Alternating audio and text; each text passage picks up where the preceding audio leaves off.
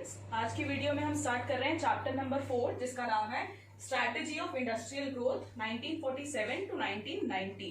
यानी इस time duration में 47 टू 90 के बीच में इंडस्ट्रियल सेक्टर को ग्रो करने के लिए हमारी इंडियन इकोनॉमी ने क्या स्ट्रैटेजी बनाई, हमने क्या प्लानिंग करी ताकि हमारी इंडस्ट्रीज जो है वो ग्रो कर सके। इंडस्ट्री का ग्रो करना किसी भी इकोनॉमी के लिए सेकंड स्टेप होता है। एग्रीकल्चरल ग्रोथ इंडियन इकोनॉमी अभी अचीव कर पाई है। फर्स्ट 5 ईयर प्लान में एग्रीकल्चर पे फोकस किया, वहां पर हम सेल्फ सस्टेन हो पाए। अगला टारगेट हमारा क्या था? इंडस्ट्रियल सेक्टर को ग्रो करना है, उसको डेवलप करना। तो उसके लिए हम सबसे पहले स्टार्ट करते हैं कि इंडस्ट्री की इंपॉर्टेंस क्या है, अलग से हम उस पर क्यों फोकस करें, ऐसा क्या अहमियत इंडस्ट्रीज रखती है। तो उसके लिए फर्स्ट पॉइंट देखिए, epicentre of economic growth. Epicentre of economic growth का मतलब कि किसी इकोनॉमी की ग्रोथ का केंद्र क्या बन जाता है? अब इंडस्ट्रीज जो है हमारी इकोनॉमी की ग्रोथ का सेंटर बन जाता है, केंद्र बन जाता है। ऐसा कैसे होता है? देखिए, अभी तक हमारी इकोनॉमी कैसे थी? प्रिमिटिव। हम एग्रीकल्चरल सेक्टर के भरोसे थे, उस पर रिलाय करते थे।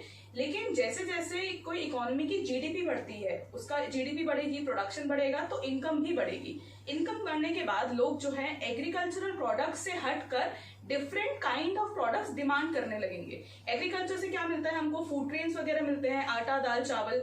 इन सब की डिमांड सफिशिएंट नहीं पड़ेगी, यानी अब लोग सिर्फ इन कमोडिटीज को डिमांड नहीं करेंगे, इसके अलावा डिफरेंट काइंड ऑफ प्रोडक्ट्स को भी डिमांड करने लगेंगे, जो कि हमको कहां से मिलेगा? इंडस्ट्रीज से। तो इस पॉइंट को एक बार पढ़ते हैं। As GDP rises, industry start replacing agriculture. Agriculture को रिप्लेस कौन कर रहा है? इंडस्ट्री। किस टर्म्स में? ग्रोथ के टर्म्स में। ग्रोथ का भार अब कौन उठाएगा? इंडस्ट्रीज उठाएंगी। क्यों होगा ऐसा? Because industry provide wide range of goods. बहुत सारे रेंज प्रोवाइड करती है गुड्स के, बहुत अलग अलग टाइप के गुड्स जो है इंडस्ट्री बनाती है, which the consumer wants to consume as their income increases. जैसे कंज्यूमर की इनकम बढ़ेगी तो वो अलग अलग टाइप के प्रोडक्ट्स डिमांड करेगा, जो कि उनको कौन प्रोवाइड करेगा? इंडस्ट्रियल सेक्टर प्रोवाइड करेगा, ना कि एग्रीकल्चर। क्योंकि एग्रीकल्चर क्या होता है? लिमिटेड। जो प्रोडक्ट्स वहां से मिलते हैं वो भी क्या है? लिमिटेड। तो ग्रोथ के लिए, इकोनॉमिक ग्रोथ के लिए एपिसेंटर बन जाती है industry.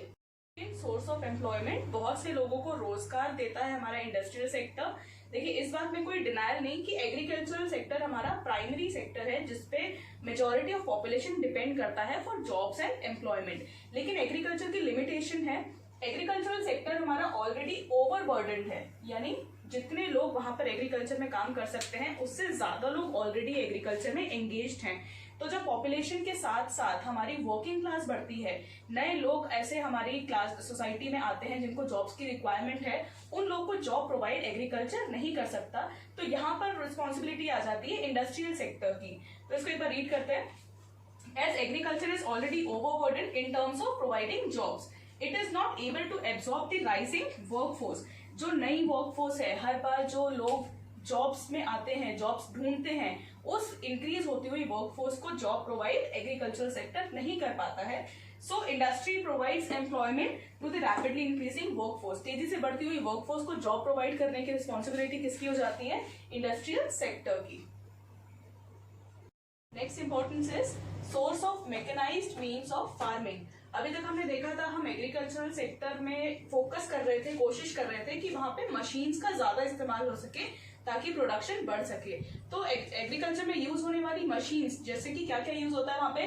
Tractors, threshers and harvesters. ये सब कहाँ बनेंगे? इंडस्ट्रीज में बनेंगे। तो इंडस्ट्रीज हमको हेल्प करता है फार्मिंग को मैकेनाइज करने में, यानी मशीनरी का वहां पे ज्यादा यूज करने में।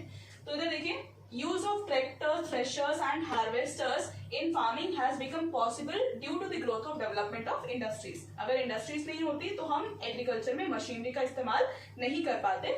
तो एक इंडस्ट्रियल सेक्टर जो है बाकी के सेक्टर्स को भी सपोर्ट प्रोवाइड करता है, इसलिए भी बहुत ज्यादा इंपॉर्टेंट होता है।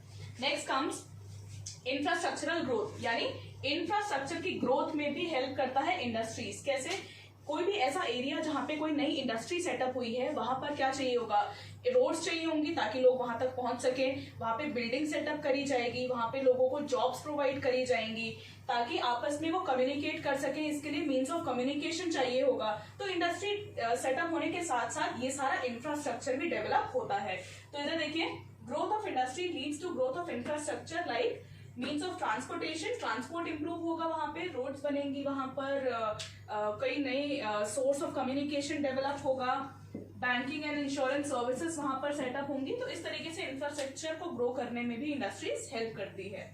थर्ड पॉइंट इज इंडस्ट्रियलाइजेशन अ सिन क्वा नॉन ऑफ ग्रोथ। इसका मतलब होता है एसेंशियल कंडीशन या नेसेसरी कंडीशन, यानी ग्रोथ एक ऐसी डेस्टिनेशन है जिसकी राह कहां से होकर जाती है, इंडस्ट्रियलाइजेशन से होकर जाती है। यानी कोई भी ऐसा नेशन जिसको ज्यादा ग्रोथ अचीव करनी है उसको इंडस्ट्रियलाइजेशन के थ्रू ही आगे जाना होता है। और ये हमको नेचुरली देखा भी गया है, जितने भी डेवलप नेशंस हैं हर किसी ने इंडस्ट्रियलाइजेशन को टूल बनाया, एक ऐसा मेजर बनाया ताकि वो ग्रोथ अचीव कर सके। तो इसको एक बार रीड कर लेते हैं। Growth occurs as and when industrialisation spread. जैसे जैसे इंडस्ट्रियलाइजेशन स्प्रेड होता है पूरी कंट्री में, ऑल ओवर द कंट्री, तो it helps in growth of the nation. In fact industrialisation has emerged and is inevitable route. एक ऐसा रास्ता है, एक ऐसा जरिया है जो कि प्रोसेस ऑफ ग्रोथ तक पहुंचने में हेल्प करता है।